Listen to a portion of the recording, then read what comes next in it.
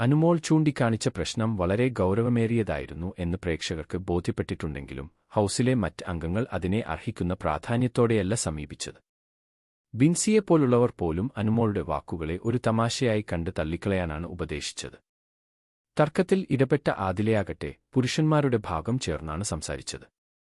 ഈ സംഭവവികാസങ്ങൾക്ക് ശേഷം സരിക, അപ്പാനി ശരത്, അക്ബർ, റെന ഫാത്തിമ, ബിന്നി എന്നിവർ ഒത്തുകൂടി ഒരു വിശദീകരണ ചർച്ച നടത്തുകയുണ്ടായി. ഈ സമയമത്രയും അനുമോൾ ആ സംഭാഷണങ്ങളിൽ നിന്നെല്ലാം മാറി ഒറ്റയ്ക്ക് നിൽക്കുകയായിരുന്നു. അനുമോൾ പൂർണ്ണമായും ഒറ്റപ്പെട്ടുപോയി എന്ന തോന്നലാണ് ഇത് നൽകിയത്. അവളുടെ ഏറ്റവും അടുത്ത സുഹൃത്തായ ശൈത്യ മാത്രമാണ് ആ സമയത്ത് ഒപ്പമുണ്ടായിരുന്നത്. എന്നാൽ ശൈത്യ പോലും അനുമോൾ പറയുന്നത് കേട്ട് മടുത്ത ഒരു ഭാവത്തിലായിരുന്നു. തുടർന്നും അനുമോൾ എല്ലാവരാലും അവഗണിക്കപ്പെടുമോ അതോ സ്വയം ഉൾവലിയുമോ എന്നുള്ളത് കണ്ടറിയേണ്ടിയിരിക്കുന്നു. അവരുടെ ന്യായീകരണ ചർച്ചയിൽ ഉയർന്നുവന്ന പ്രധാന വാദങ്ങൾ ഇവയാണ്. യൂറോപ്യൻ ക്ലോസറ്റിന് സമീപം കാണുന്ന നനവ് മൂത്രമാണെന്ന് ഉറപ്പിച്ചു പറയാൻ സാധിക്കില്ല. അത് സാധാരണ വെള്ളമാകാനും സാധ്യതയുണ്ട്. അഥവാ അഴുക്ക് കണ്ടാൽ അതിനെക്കുറിച്ച് നിരന്തരം പരാതിപ്പെട്ട് പ്രശ്നമുണ്ടാക്കുന്നതിന് പകരം കാണുന്നവർ അത് വൃത്തിയാക്കുകയാണ് വേണ്ടതെന്ന് അക്ബർ അഭിപ്രായപ്പെട്ടു. മുൻപൊരിക്കൽ താൻ ടിഷ്യൂ പേപ്പർ ഉപയോഗിച്ച് അവിടം തുടയ്ക്കുമായിരുന്നു എന്ന് ബിന്നിയും സമ്മതിച്ചു. തനിക്ക് വ്യക്തിപരമായി ശുചിത്വത്തിന്റെ കാര്യത്തിൽ അമിതമായ നിഷ്കർഷയുണ്ടെന്നും ഒസിഡി, അതിനാൽ താൻ അതീവ ശ്രദ്ധാലുവാണെന്നും അപ്പാനി ശരത് സ്വയം പ്രതിരോധിച്ചു. ശരത് ഇത് പറഞ്ഞവസാനിച്ചപ്പോൾ ഒരാളെ മാത്രം ലക്ഷ്യം വെക്കാതെ അനുമോൾ എന്തിനാണ് എല്ലാവരെയും ചേർത്ത് ഒരു പൊതുവായ ആരോപണം ഉന്നയിക്കുന്നതെന്ന് ബിന്നി ചോദിച്ചു. ഈ ചർച്ചകൾക്കിടയിൽ എന്തുകൊണ്ട് താൻ അനുമോളെ പിന്തുണച്ചില്ല എന്നതിന് സരിക ഒരു കാരണം നിരത്തുകയുണ്ടായി.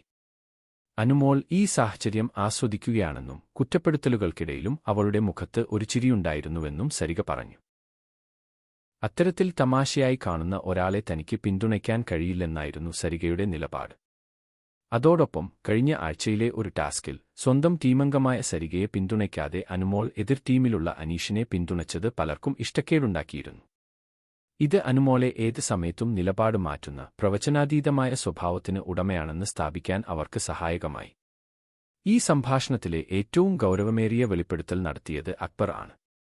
പുരുഷന്മാരുടെ ശുചിത്വത്തെക്കുറിച്ച് മാത്രം സംസാരിക്കുമ്പോൾ സ്ത്രീകളുടെ ഭാഗത്തും ഗുരുതരമായ വീഴ്ചകളുണ്ടെന്ന് അദ്ദേഹം തുറന്നടിച്ചു.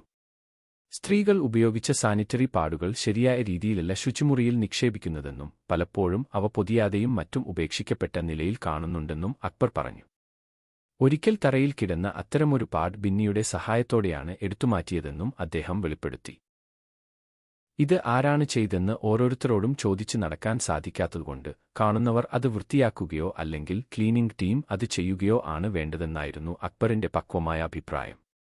ഈ ചർച്ചകൾ വ്യക്തമാക്കുന്നത് ബിഗ് ബോസ് ഹൗസിലെ ശുചിത്വ പ്രശ്നങ്ങൾ സ്ത്രീപുരുഷ ഭേദമന്യേ എല്ലാവരുടെയും